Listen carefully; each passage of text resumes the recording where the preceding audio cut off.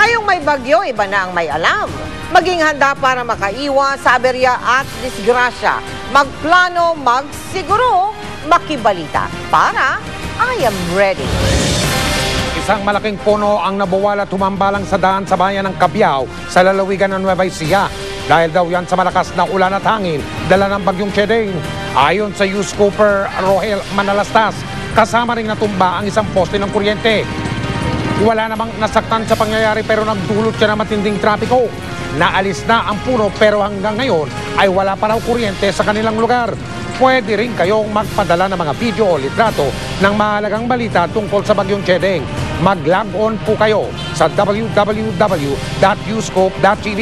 Para naman magpadala ng text o MMS, i-text ang scoop tapos space ang inyong mensahe, space ang inyong pangalan at address at ipadala ninyo sa 4627. Paalala lang mga kapuso sa ating mga News Cooper, yun lamang pong mga video at litratong pagmay-may-ari ninyo mismo at ipadala ninyo sa amin.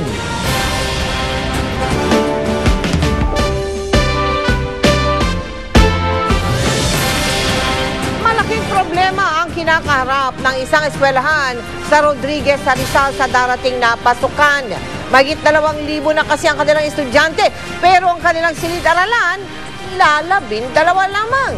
Yan ang tinutukan ni Cesar Apolinario. Sa orientation ng mga magulang ng mga estudyante sa San Isidro National High School, bukod sa mga regulasyon, ipinaliwanag din ang patong-patong na problema ang kakaharapin ng mga estudyante sa pasukan. 2,000 na ang naka-enroll, pero inaasahang aakyat ang bilang ng hanggang 3,000 lalo't may mga residenteng na-relocate doon matapos maapektuhan ng mga demolisyon. Ayon sa mga guro, pagkakasayin nila ang halos 130 estudyante sa isang klase. Meron lang kasing 12 ang classroom sa eskwelahan, kaya ang mga hagdan ginawang classroom. May isang espasyo pa nga na binubungan at ginawang silid-aralan, pero ang mga upuan sira-sira at walang armchair. Kung 50 per classroom, siguro kulang kami ng mga 5 kwarto hanggang 6 na kwarto pa. Kasi wala pa kaming... Hindi tiyagaan ho kayo sa mga ganitong lugar? Ako, tulad nito. O kaya hagdan, ginagamit nyo rin? Actually, meron kaming report nun. Problema pa ngayong tag-ulan dahil madalas pasukin ang putik at lupa mula sa nababakbak na kalye. Dahil dito, isinara ang klinik. Wala ring supply ng tubig. May poso naman pero amoy kalawang. Madalas daw tuloy magkasakit ang mga estudyante dahil walang tubig na magamit. Kaya pati CR nanlilimahid.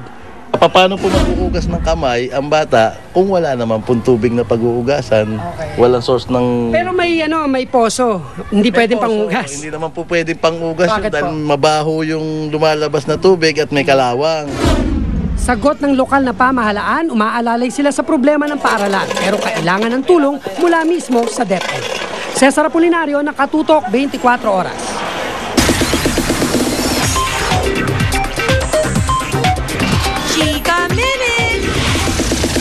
Hey there mga kapuso, I'm sure excited na kayo sa mainit nating chikahan, kaya simulan na natin.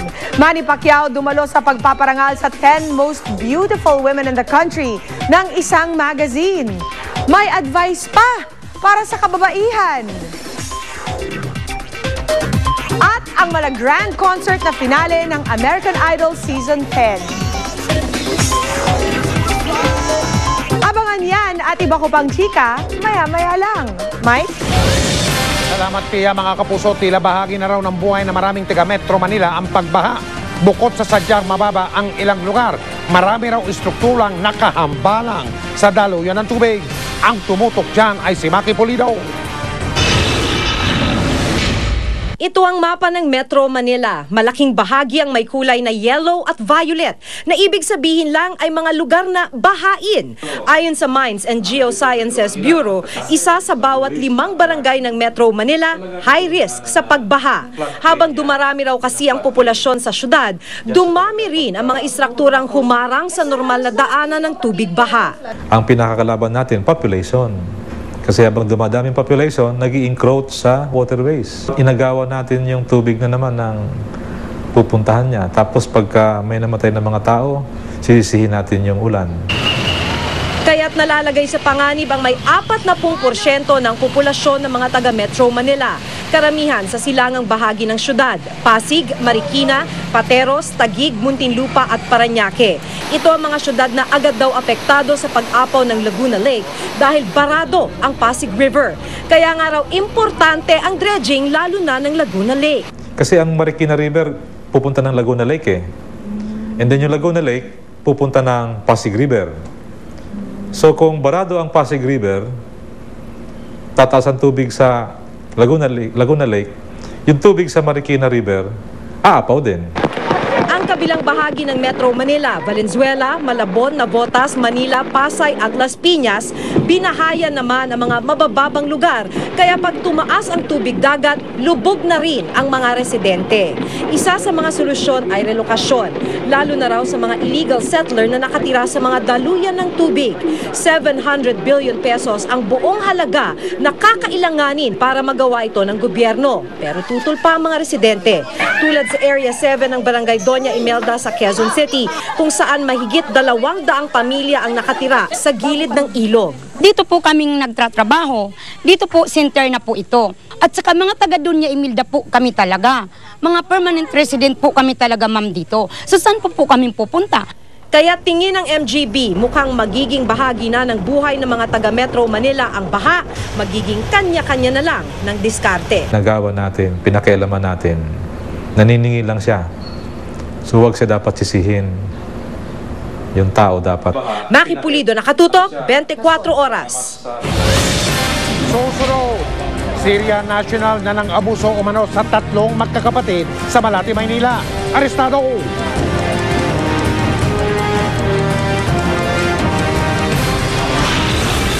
Na istasyon ng LRT, pangsamantalang isasara simula bukas.